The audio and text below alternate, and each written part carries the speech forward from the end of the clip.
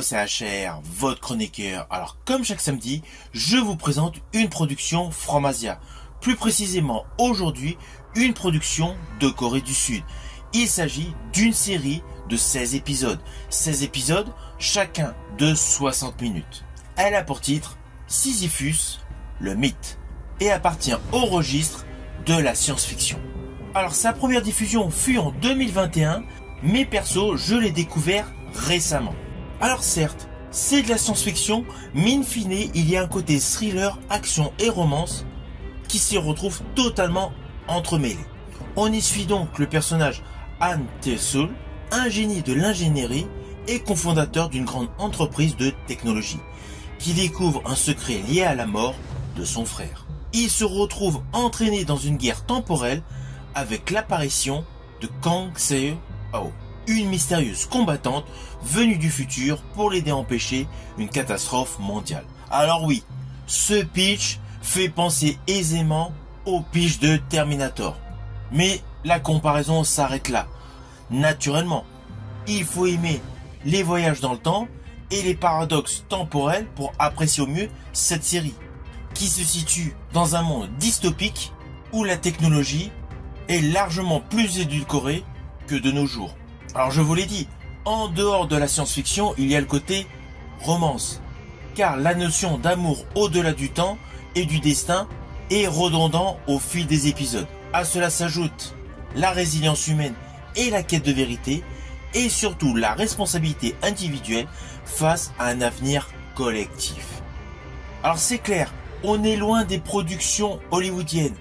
Le mélange de science-fiction a une approche émotionnelle, résultant de la culture coréenne.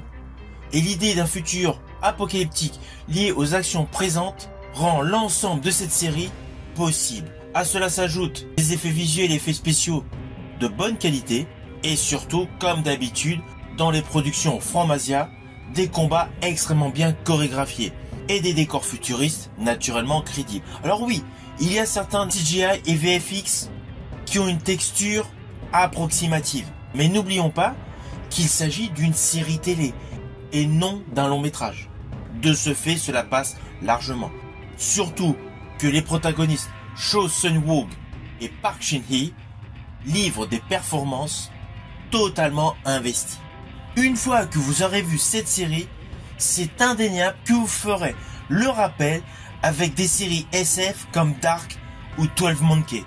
On est vraiment dans le même registre télévisé. Alors pour la petite histoire, j'ai une petite anecdote, car le tournage a eu lieu en mai 2020.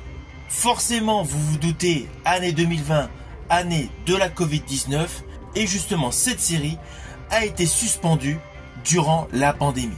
De ce fait, de nombreuses scènes impliquant beaucoup de figurants ont dû être réduites ou repensées, en particulier celles montrant le chaos du futur. Par ailleurs, en ce qui concerne les scènes futuristes, elles furent tournées en premier. Pour des raisons de logistique et de production, l'équipe a choisi de tourner en premier les scènes se déroulant dans le futur dystopique. Cela a permis d'utiliser des décors temporaires, tels que des carrières, des bâtiments abandonnés, ou tout simplement des studios recréant la ville de Séoul en ruine. Et dernière petite anecdote, sachez que la musique originale de cette série a été certes avec des instruments classiques et des sonorités électroniques pour refléter à la fois l'humanité et la technologie, mais certaines pistes ont été enregistrées avec un orchestre symphonique coréen, ce qui est extrêmement rare pour une série télévisée. Au final, naturellement, je vous invite à découvrir cette série Sisyphus le mythe sur Netflix, car c'est une série ambitieuse et visuellement impressionnante qui tente de repousser les limites du genre dans le drama coréen.